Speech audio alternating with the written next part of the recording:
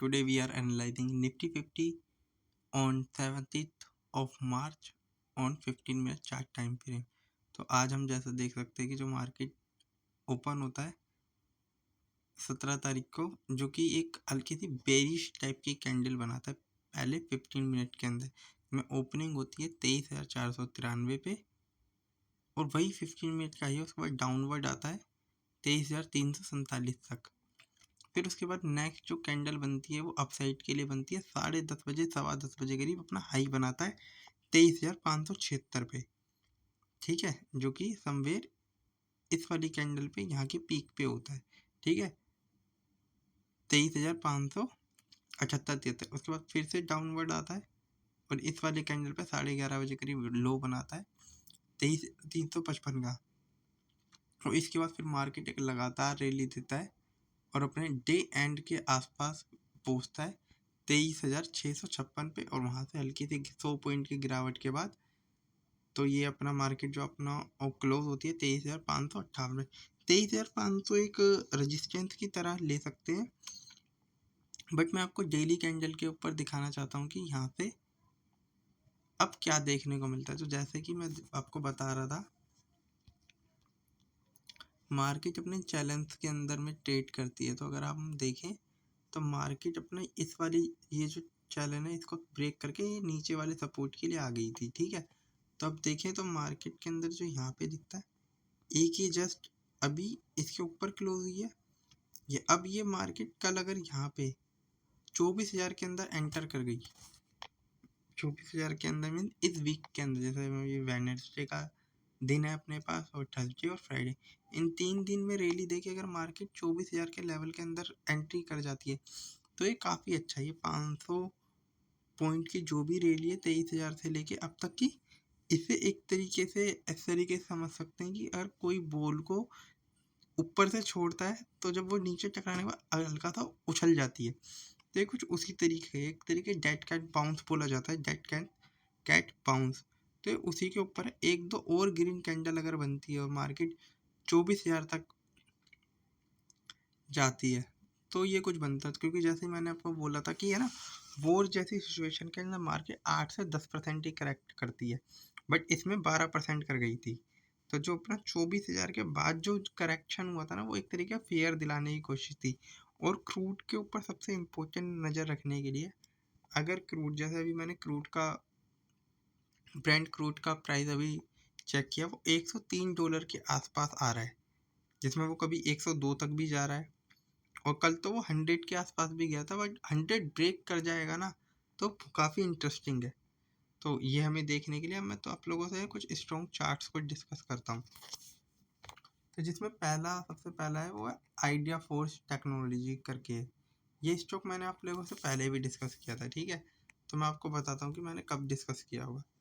एक तो ये आपसे फिर मैंने आपसे यहाँ इस वाले कैंडल पे डिस्कस किया होगा 2 मार्च को या समवेयर यहाँ पे 22 दिसंबर को। अगर ये जिस तरीके की इसमें रैली दिख रही है ना डेली, ये सिंगल कैंडल 16% की रैली, क्योंकि मैं जो हाई वॉल्यूम के साथ ट्रेड होता है तो तो अगर आप देखें अब ये यहाँ पे ब्रेकआउट देने के लिए जा रहा है और ये ब्रेकआउट देगा तो ये कम से कम यहाँ पे रेजिस्टेंस लेगा अपना।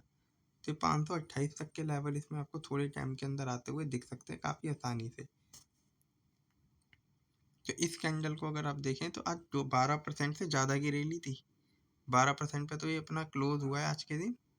और अगर आप देखें तो 385 के लो से, मान लो 386 के लो से 460 तक गया था और उसके बाद 438 के आसपास इसने क्लोजिंग दे दी है। और जो वॉल्यूम है वो 11% का है और 12% अपसाइड पे क्लोज हुआ है। तो इस स्टॉक को आपको रडार पे रखना चाहिए। ऑलरेडी जैसे मेरी ड्राइंग बनी ही रहती है, मैंने आप लोगों को कई बार बताया। तो काफ़ी अच्छा सपोर्ट ले रहा है ये अपना 409 के आसपास। अब यहाँ से ये रैली देगा तो ये कम से कम मुझे यहाँ तक तो दिख ही रहा है, यहाँ से 500 रुपये तक तो कोई खास इसमें रेजिस्टेंस वगैरह दिख रहा है नहीं। तो यहाँ से मतलब 10 to 15% की रैली और एक्सपेक्टेड की जा सकती है। इसके बाद जो नेक्स्ट स्टॉक है वो है एटर्नल। अब एटर्नल यानी ये जोमेटो का स्टॉक है, ठीक है। अब मैं आप लोगों को बताता हूँ कि इस स्टॉक को मैं क्यों पिक कर रहा हूँ, ठीक है। पहले तो मैं आज इसकी कैंडल बताता हूँ। ये स्टॉक अगर आप थोड़े दिन पहले, ये लगभग 11 फरवरी को स्टॉक चल रहा था 306 के आसपास।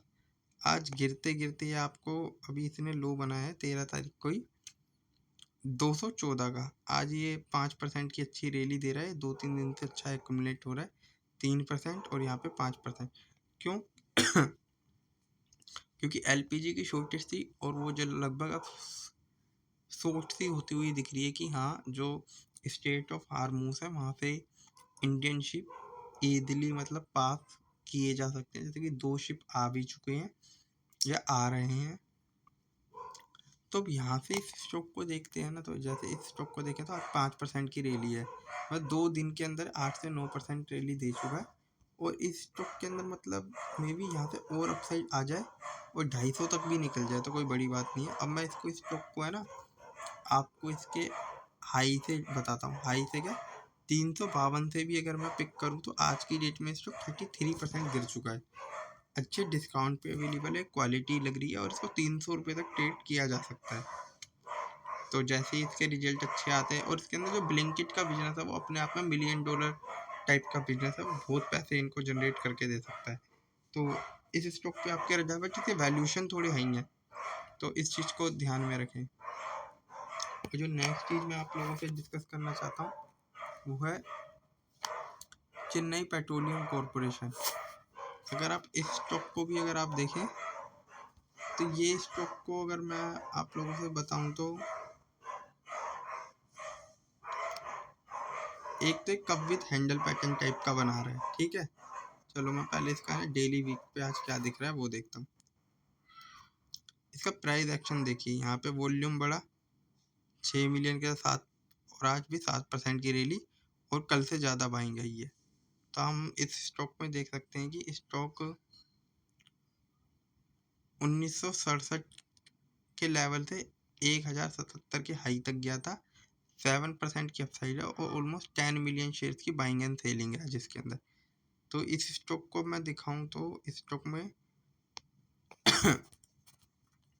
ये अपना है ना इम्पोर्टेंट कप विद हैंडल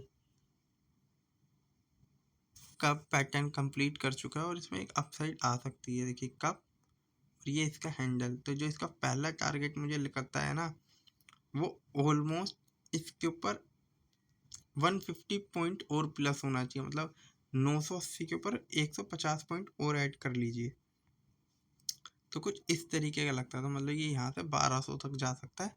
और जो कप के लेवल है वो तो ऑलमोस्ट यहाँ से 1400 तक जाने के हैं। तो इस स्टॉक को आपको रडार पे रखना चाहिए, ठीक है। तो इस स्टॉक को आपको रडार पे रखना चाहिए। और ये चेन्नई पेट्रो कॉरपोरेशन। इसके बाद है ज्योति सीएनसी ऑटोमेशन। तो इस स्टॉक को भी आपको रडार पे रखना चाहिए। क्यों? क्योंकि ये देखिए ये अपने 20 से डाउन आ गया है और ये इस चैनल को जैसे ही ब्रेकआउट करेगा, ये रुकिए एक सेकेंड, नीचे से इतने लिक्विडिटी लेके आज इसमें 12 मिलियन शेयर्स की बाइंग हुई थी, ठीक है। अब ये पहले तो 806 तक के लेवल में घुसने की कोशिश करेगा। इस स्टॉक को जस्ट वॉच करिएगा। मेरी तरफ से कोई बाइंग और सेलिंग रिकमेंडेशन नहीं है किसी भी स्टॉक में, मैं आपको एनालिसिस सिखा रहा हूँ। 709 का लो था, 774 के हाई तक गया और जो क्लोजिंग है वो 748 पे। मैं अभी आजकल देख रहा हूँ स्टॉक हाई जाने के बाद है ना थोड़े से डाउन आ जाते हैं, क्योंकि प्रॉफिट बुक करने के लिए लोग। तो अब क्या थोड़े दिन में क्या होगा, जैसे मैंने आपको एक चार्ट दिखाया ना अभी आइडिया फोर्स का, वो भी इसी तरीके एक रैली के बाद डाउनवर्ड ये स्टॉक है ना आराम से आपको 1000 रुपये तक जाता हुआ दिखने को मिल सकता है। या यहाँ 1000 पे नहीं गया तो मान लीजिए 950 तक तो आराम से टच करता हुआ दिखेगा कुछ टाइम, क्योंकि वो अगर ब्रेकआउट करेगा तो इसी लाइन को, ये जो फॉलिंग ट्रेंड लाइन है इसको ब्रेकआउट करता हुआ ही जाएगा। तो इस स्टॉक को भी आपको रडार पे रखना चाहिए।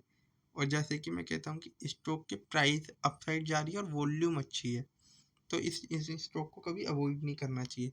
और इसके बाद जो नेक्स्ट स्टॉक मैं आप लोगों से डिस्कस करना चाहता हूँ ना वो है ये गोकुल एग्रो रिसोर्सेज। आज इसके अंदर 20% की रैली थी। और अगर मैं इस स्टॉक को अगर मैं आप लोगों से देखूं तो ये स्टॉक 220 के हाई से गिरते-गिरते आप लोगों के लिए ये 160 के आसपास आ गया, तो आज ही के दिन में अच्छे वॉल्यूम के साथ बाइंग आई है। 47 मिलियन शेयर्स की बाइंग आई है इसके अंदर, और स्टॉक ने 20% की अपसाइड दी है। तो इस स्टॉक को आपको रडार पे रखना चाहिए कि एक ही दिन के अंदर किसी ने इतना माल खरीदा कि 20% ऊपर चला गया स्टॉक। तो 159 के लो से 191 तक का हाई, और उसी लेवल पे क्लोजिंग दी है। तो मतलब 20% की अपसाइड। तो मेरे को जो लगता है कि और अच्छी अगर बाइंग आती है, अगर मैं यहाँ पे कप और इसका हैंडल पैटर्न देखता हूँ, तो इसके अंदर जो मुझे फर्स्ट टारगेट देखने को मिलते हैं ना, वो समवेयर 220 तक के जाते हैं, और 220 के बाद जो मुझे टारगेट देखने को मिलते हैं ना, वो 250 पॉइंट तक जाने का पोटेंशियल रखता है। तो इस स्टॉक को आपको रडार पे रखना चाहिए। मैं इस पे आपके लिए कप और उसके हैंडल बना देता हूँ, ठीक है। इसके ऊपर एक और ग्रीन क्लोजिंग इम्पोर्टेंट है इस वाले कैंडल के ऊपर, ठीक है। तो आप इस स्टॉक को भी आप रडार पे रखें। और जो नेक्स्ट स्टॉक मैं आप लोगों से डिस्कस करना चाहूँगा वो है डेटा पैटर्न।